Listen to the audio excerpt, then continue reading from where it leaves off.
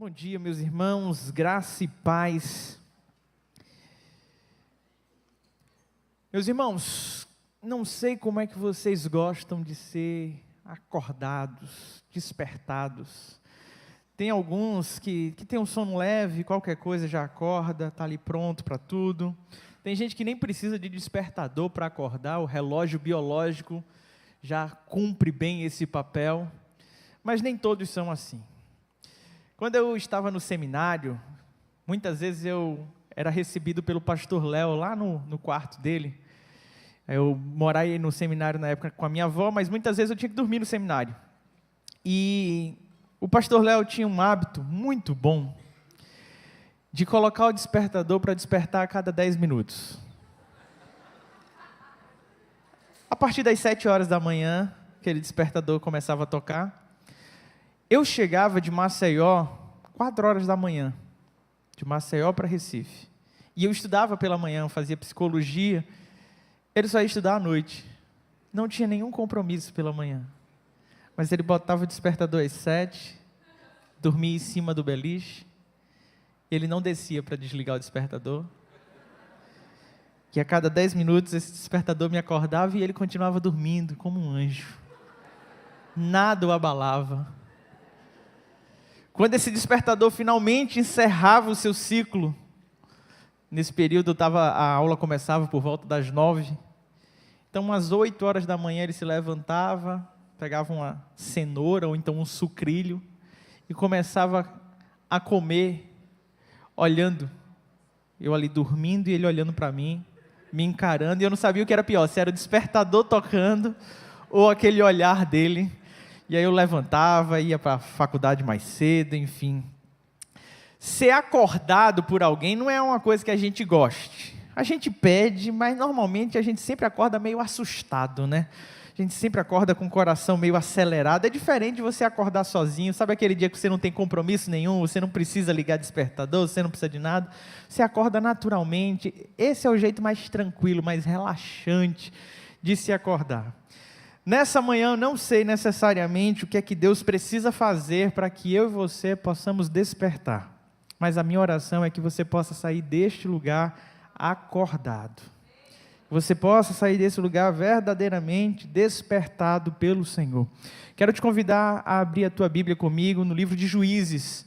Faremos a leitura de alguns versos do capítulo 5 e do capítulo 4. Você pode deixar a sua Bíblia aberta já no capítulo 5. Que vai nos falar sobre o canto de Débora, uma canção entoada pela juíza Débora. E eu gostaria de ler alguns trechos nesse momento inicial desta canção. Livro de Juízes, capítulo 5, faremos a leitura a partir do verso 6. A palavra do Senhor vai nos dizer assim: nos dias de Sangar, filho de Anate, nos dias de Jael, cessaram as caravanas, e os viajantes tomavam desvios tortuosos. Ficaram desertas as aldeias em Israel, repousaram até o dia que eu, Débora, me levantei. Levantei-me por mãe em Israel. Verso 12. Desperta, Débora, desperta. Desperta, acorda e entoa um cântico. Levanta-te, Baraque, e leva os presos, os que te prenderam, tu, filho de Abinoão. Amém? Que o Senhor aplique a sua palavra ao nosso coração. Fique com a sua Bíblia aberta para que a gente possa voltar algumas vezes nesse texto. Meus amados irmãos, numa sociedade patriarcal, numa cidade com um viés para os dias de hoje, vamos usar essa expressão, machista, Deus levanta uma mulher, não apenas como juíza, mas ela era profetisa, ela exercia várias funções, e a gente vai ver já já os papéis que essa mulher exercia naquele tempo. Ela é levantada no meio de uma geração que fazia aquilo que era mal perante o Senhor. A geração dela estava por 20 anos sendo oprimida com muita violência pelo rei de Canaã. O rei de Canaã nem deveria ser rei de Canaã. Aquela terra que ele estava dominando era uma terra que havia sido prometida ao povo de Israel, mas por conta da perversidade do coração daquele povo e da sua idolatria, Deus colocou esse povo sobre esse jugo. E durante 20 anos não se levanta nenhuma outra autoridade, nenhuma outra referência que não seja esta mulher, Débora. E o texto que nós acabamos de ler, ela vai nos apresentar então o cenário de sua época. Vai nos dizer que naquele tempo as caravanas desviavam daquela região, ninguém queria passar por lá, não existia turismo, não existia comércio. As pessoas pegavam caminhos perigosos, se arriscavam em caminhos tortuosos, simplesmente para não ter que passar naquela região, porque grande era a violência e ninguém queria mais estar ali. No verso 7 vai dizer que as aldeias estavam desertas. As pessoas haviam saído daquele local e muitos haviam morrido.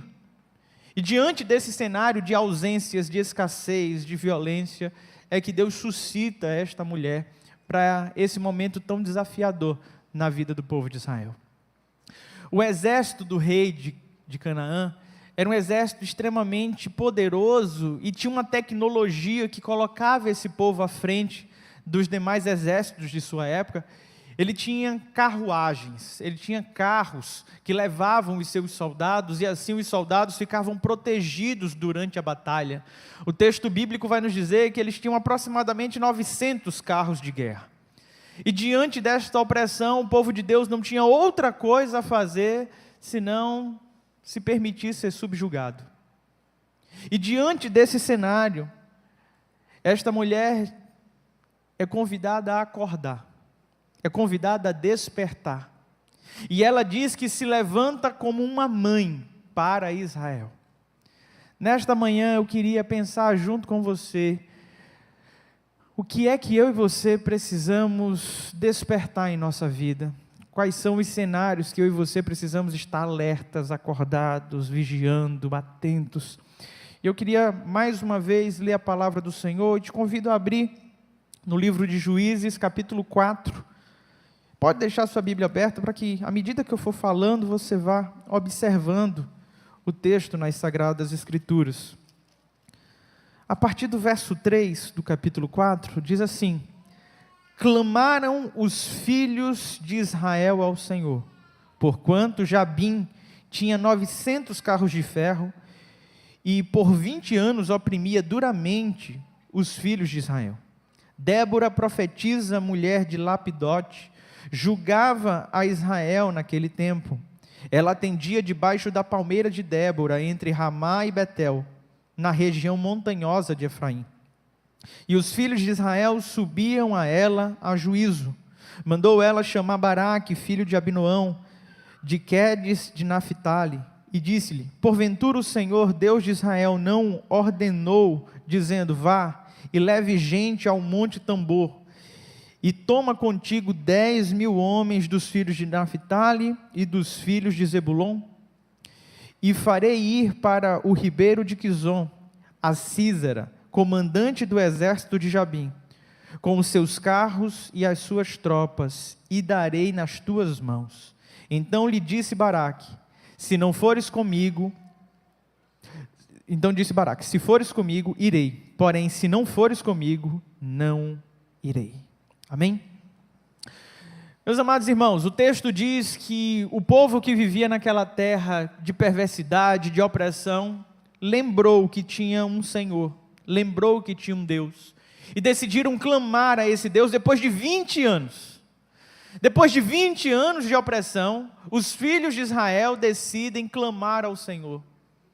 E não importa quanto tempo tenha passado, todas as vezes que eu e você clamamos o nosso Deus, Ele está sempre com os seus ouvidos abertos, atentos, para ouvir a súplica do seu povo. Diante dessa súplica, Deus levanta Débora.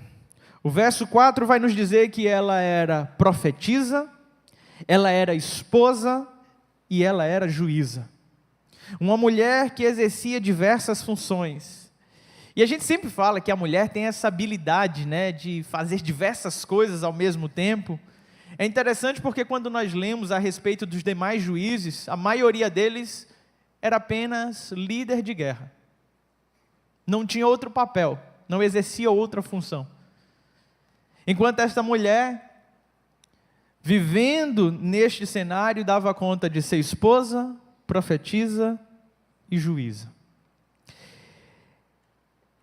Se tem algo que eu e você precisamos, a semelhança dela, despertar para os nossos dias, é para a capacidade de sermos profetas em nossa geração. O movimento profético da nossa geração não tem nada a ver com o processo que passavam esses profetas no Antigo Testamento. Esse movimento nos nossos dias tem a ver com cumprir o ID do Senhor. Tem a ver com proclamar as grandezas de Deus por meio da sua palavra. E essa missão é uma missão de todos nós. E talvez Deus te trouxe a esse lugar para fazer com que você entenda a sua vocação profética. Para fazer com que você entenda que a sua boca pode ser a boca do Senhor para os nossos dias. Que você não depende da palavra de A ou de B, porque nós já temos a palavra da verdade. Essa mulher, diante de uma geração idólatra, desperta para uma intimidade com Deus. E se tem algo que Deus precisa fazer nos nossos dias, é levantar homens e mulheres que estejam disponíveis para ouvir a sua voz e comunicar ao povo de Deus. Ela fazia esse processo de mediação entre ouvir o direcionamento de Deus e comunicar àquelas pessoas o que Deus estava requerendo, qual era o direcionamento de Deus. E nós temos perdido isso nos nossos dias. Nós temos nos acomodado e temos perdido a capacidade de desenvolver um relacionamento íntimo com o Senhor a tal ponto de ouvir a sua voz. Quantos dias, quantos meses, quantos anos fazem que você não sente verdadeiramente Deus falar contigo? Talvez você possa estar aqui e diga: pastor, eu nunca ouvi Deus falar comigo. E eu preciso que hoje você tome uma postura diante de Deus. Porque o Senhor te chamou aqui para que você acorde. Para que você acorde. Porque temos um Deus que fala. Temos um Deus que se comunica. O Senhor não nos deixou às cegas. O Senhor não nos deixou sem norte. Ele é um Deus que dá direcionamento e cabe a mim e a você estarmos acordados o suficiente para ouvir a sua voz e discernir a sua vontade. O povo de Deus tem vivido um tempo de sonolência. Não é à toa que a palavra do Senhor vai dizer que o amor de muitos esfriaria. O próprio Senhor Jesus certa vez perguntou: quando o Filho do Homem voltar, achará fé na terra? Vivemos um cenário de apostasia, de adormecimento. Tantas nações que outrora eram berços do Evangelho, pregavam avidamente, viveram grandes avivamentos, hoje vive uma decadência espiritual, um cenário de ateísmo, de descrença, de decepção. E o Brasil caminha nesse mesmo rumo. Neste mesmo rumo. Somos uma nação majoritariamente cristã. Mas quando a gente olha a sociedade, percebemos nitidamente que o cristianismo passou longe. Você não precisa ser um expert para perceber que os nossos dias são maus. A gente olha à volta e vê corrupção, vê perversidade, maldade, violência e tantas outras coisas, e como é que pode uma população majoritariamente cristã viver isso? Porque nós nos tornamos cristãos nominais. Aqueles que se intitulam cristãos, mas não vivem como cristão. Pastor Léo destacou aqui na sua oração: eu e você precisamos viver para o engrandecimento do Senhor. E essa mulher se levanta no meio de uma geração que não buscava mais o Senhor para ouvir a voz de Deus e ser direcionamento de Deus para todo um povo. Isso é o que nós precisamos nos nossos dias. Débora costumava ir para debaixo de uma palmeira, e essa palmeira recebeu posteriormente o seu nome. E ali naquele lugar as pessoas se reuniam e traziam as suas queixas, as suas causas, para que ela pudesse avaliar, para que ela pudesse julgar. Ela era uma mulher que deveria exercer a sensatez, a lucidez, a conciliação.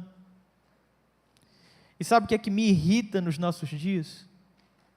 Me irrita ver o povo de Deus nos nossos dias sendo agentes de destruição, de caos, de confusão e não de conciliação. O Senhor não nos chamou para isso. O Senhor nos dá o seu Santo Espírito para que eu e você possamos discernir bem todas as coisas. Todas as coisas. E como é que pode se levantar um povo que briga tanto por besteira? Um povo tão dividido, tão rachado com coisas que não nos levam a lugar nenhum. Mas sabe o que é isso? Nós começamos a nos desviar das verdades desta palavra. E começamos a ser enredados por filosofias, ideologias. E colocamos essas coisas acima da nossa fé. Nos tornamos militantes de causas que o Senhor não nos chamou para ser. O Senhor nos chamou para sermos militantes da palavra. A igreja do Senhor é uma igreja militante. Mas infelizmente, temos lutado errado. Temos lutado errado porque não entendemos que a nossa luta não é contra carne nem sangue. Temos lutado errado porque temos feito do nosso irmão o nosso adversário. Temos lutado errado. E precisamos corrigir isso. E somente despertando, acordando, é que eu e você estaremos prontos para lutar a luta que precisamos verdadeiramente travar. Essa mulher era casada, mas o texto bíblico não nos fala sobre ela ser mãe. Não é apresentado o filho dela. Ela não tinha filho biológico, mas diante do clamor dos filhos de Israel, ela diz: me levantei como mãe. E se tem algo que no nosso país, todo cristão precisa exercer, é a maternidade, a paternidade. Vivemos num país onde a orfandade é alarmante. Quantas famílias desestruturadas, onde o filho cresce sem pai, onde muitas vezes cresce sem pai e sem a mãe, cuidado por uma avó ou cuidado por uma tia. Nós sabemos os arranjos que existem no nosso país. E como se não bastasse tudo isso, a orfandade de pais vivos. Pais que estão em casa, mas que não são presentes. Pais que estão em casa, mas não são modelo, não são referência, não são verdadeiramente pais. Precisamos, nos nossos dias, despertar para essa maternidade, paternidade espiritual. Precisamos fazer filhos na fé. Precisamos ser referência para essa geração que está vindo.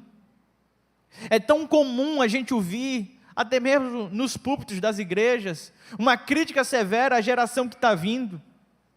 E sim, é uma geração difícil.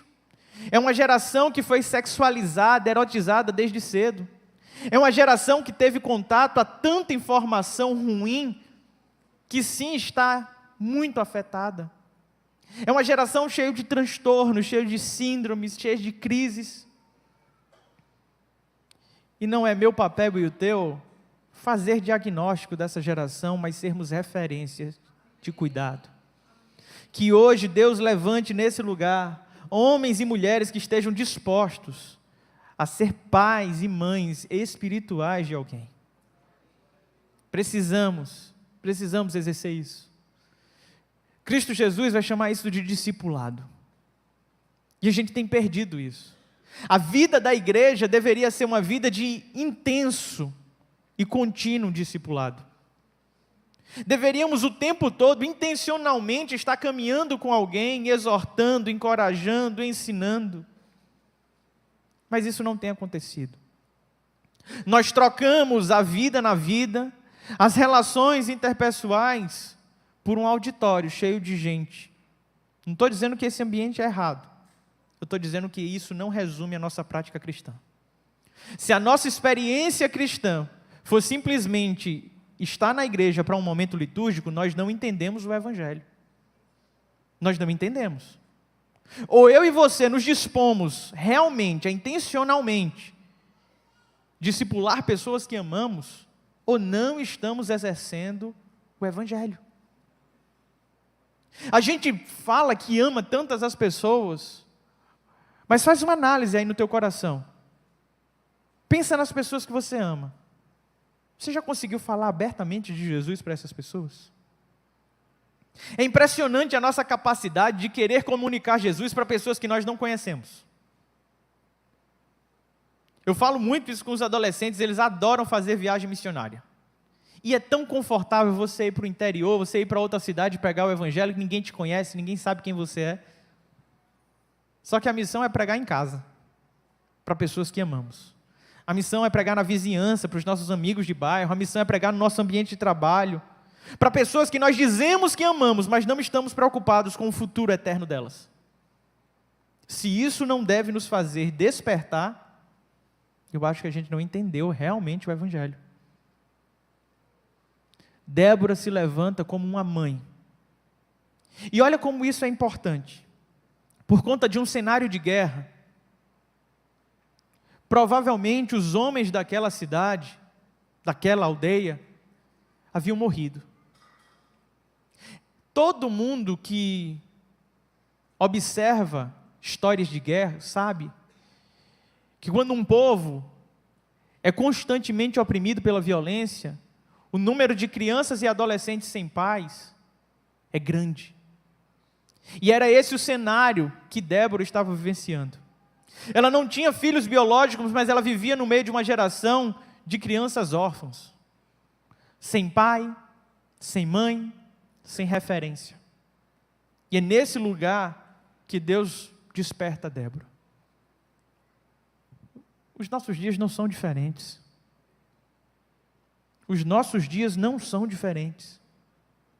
O Senhor te trouxe a esse lugar, meu irmão e minha irmã, para que você seja acordado por Ele, para que você desperte.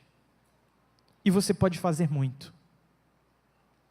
Quando eu paro para olhar a experiência de Débora, Débora é uma mulher no meio de uma sociedade majoritariamente masculina, viril, bruta, violenta. E ela se estabelece com autoridade. Sabe, uma mulher naquela época ser ouvida, ser reconhecida desta forma, isso me faz chegar a algumas conclusões. Não importa a tua fragilidade, a tua inabilidade, a partir do momento em que você está vivendo de acordo com aquilo que Deus te chamou para ser, Ele te capacita com tudo que você precisa e te dá autoridade. Ele te reveste de autoridade. A autoridade é dada por Ele. Muitos homens de Deus recuaram diante desse chamado. Moisés era um deles. Moisés falava, eu sou um homem pesado de línguas, Senhor. E Deus coloca ali um auxiliar. Mas o que Moisés estava dizendo naquela hora, eu não tenho legitimidade, eu não tenho autoridade. Mas Deus capacita. Deus capacita e Deus autoriza. Ele nos dá autoridade. É desta forma que ela acorda. E a partir do momento em que ela acorda, ela manda chamar Baraque. E ela traz uma mensagem do Senhor dizendo, reúna 10.000 homens de outros clãs, não é dessa aldeia, de outros clãs. Porque nós vamos enfrentar este exército e o Senhor vai nos dar este exército. E quando nós pensamos sobre isso, sobre esse cenário que é apresentado aqui, ele não faz sentido. Se você quer de alguma maneira se rebelar, você se rebela enquanto você ainda tem efetivo de homens para uma guerra, onde você tem material bélico, onde você tem dinheiro para financiar, mas depois de 20 anos, sem comércio, sem turismo, os homens morreram, qual era a força que esse povo tinha para guerrear? Qual era? Chegou um momento daquilo que é impossível. Chegou um momento em que não fazia mais sentido. E é impressionante o nosso defeito de fábrica de só buscarmos a Deus quando a situação se torna impossível.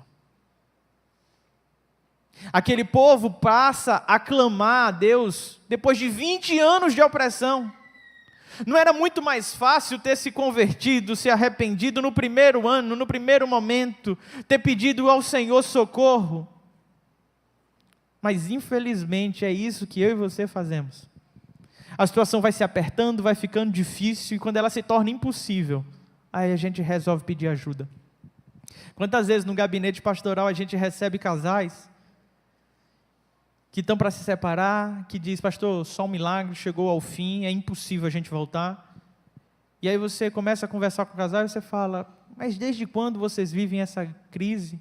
Aí o casal fala: 20 anos, 15 anos. Aí você fala: meu Deus do céu. Por que permitir 20 anos de opressão? Isso vale para tudo na nossa vida. Deus tem que ser o nosso primeiro auxílio. O nosso primeiro auxílio. Quando nós fazemos do Senhor o nosso primeiro auxílio, nós nos livramos de tanto sofrimento, de tantas mazelas. Mas somos tão cabeça dura. A gente acha que dá para ser na força do nosso braço, a gente acha que dá para dar um jeitinho, e só queremos recorrer ao nosso Deus quando tudo é impossível. Mas deixa eu te dizer uma coisa.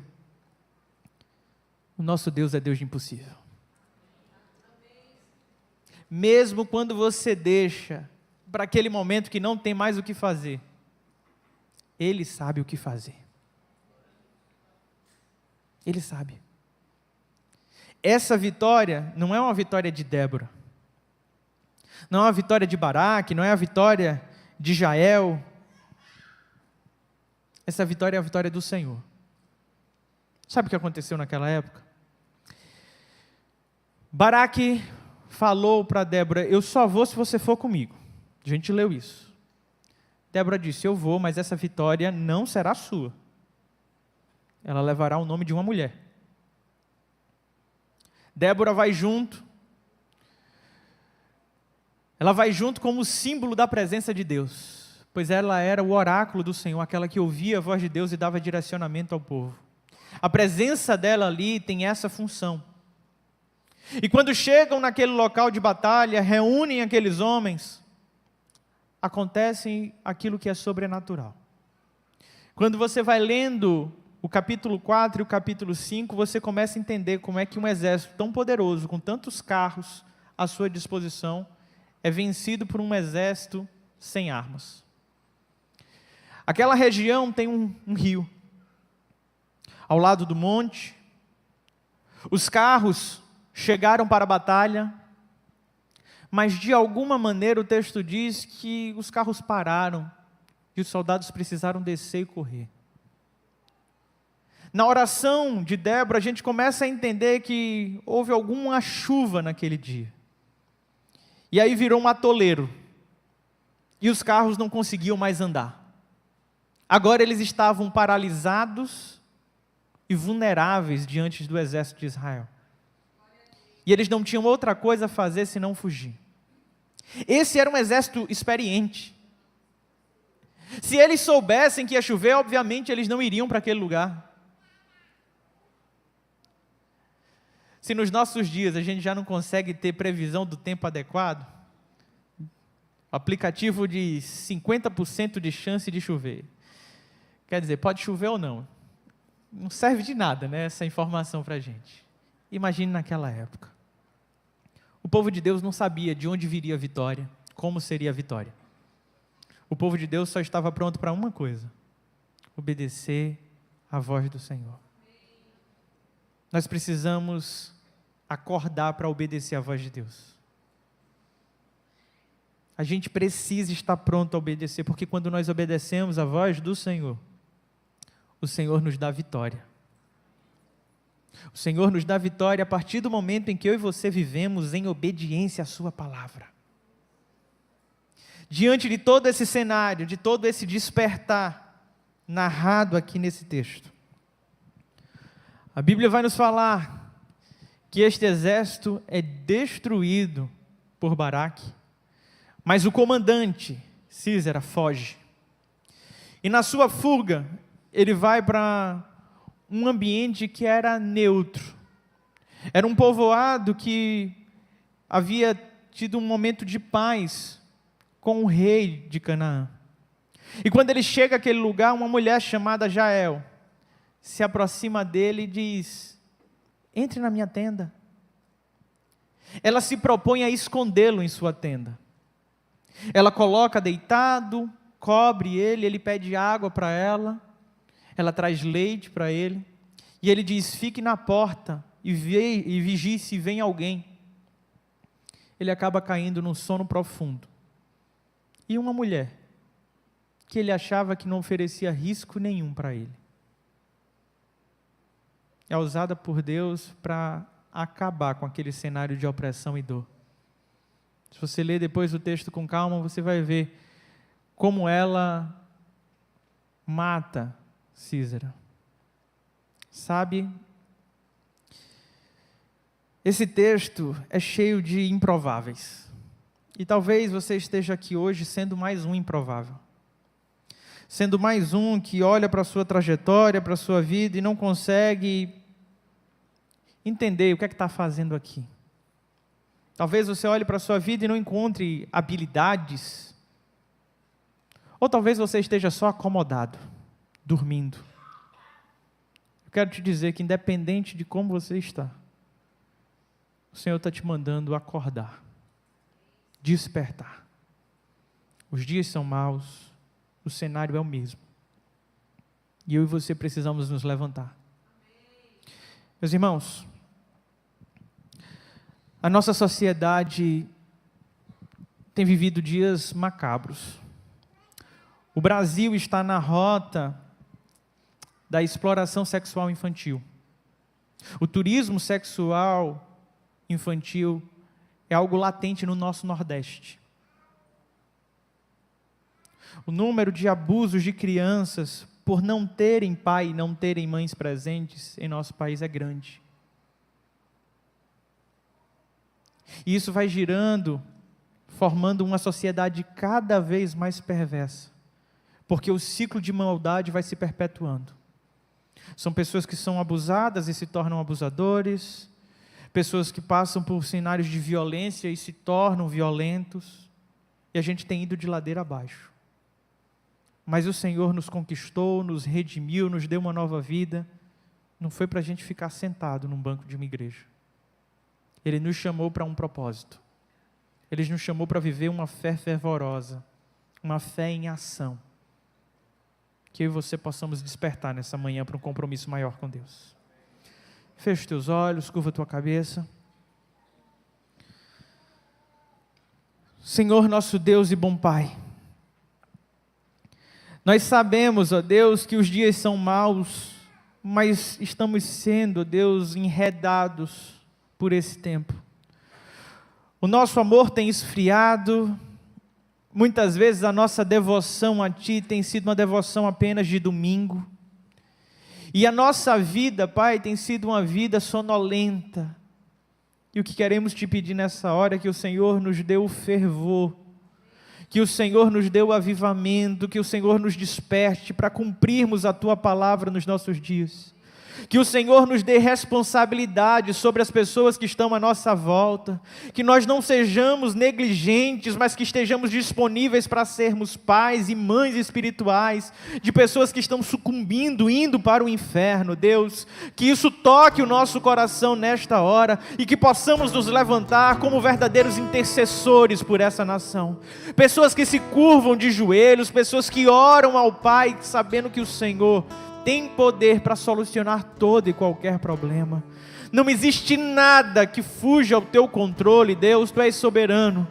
Ó Deus, não queremos passar mais 20 anos de opressão para clamar por um socorro Teu, mas assim como aqueles filhos de Israel clamaram, clamamos agora. Senhor Jesus, olha para a nossa nação e traz um tempo de paz, um tempo de renovo, um tempo de conversão, um tempo de amor, de quebrantamento, Deus, um tempo de compromisso com a Tua palavra, Pai.